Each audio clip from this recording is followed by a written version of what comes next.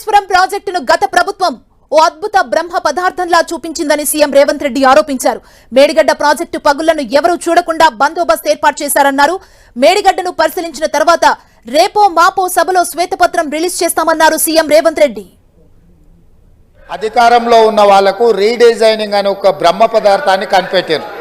ఆ బ్రహ్మ పదార్థంతోనే తుమ్మిడిహెట్టి దగ్గర నిర్మించాల్సిన ప్రాజెక్టును వివిధ మార్పులకు చేర్పులకు దారితీసి చివరికి మేడిగడ్డ, అన్నారము, సుందిల్ల 38,500 కోట్ల రూపాయల అంచనాతో ప్రారంభమైన ఈ పనులను 1,47,000 కోట్ల రూపాయలకు పెంచింది అధ్యక్ష. మేడిగడ్డ బ్యారేజ్ అనేది కుంగిపోయింది అధ్యక్ష. కుంగిపోయినప్పుడు గతంలో ఉన్న ప్రభుత్వం ఏం చెప్పింది?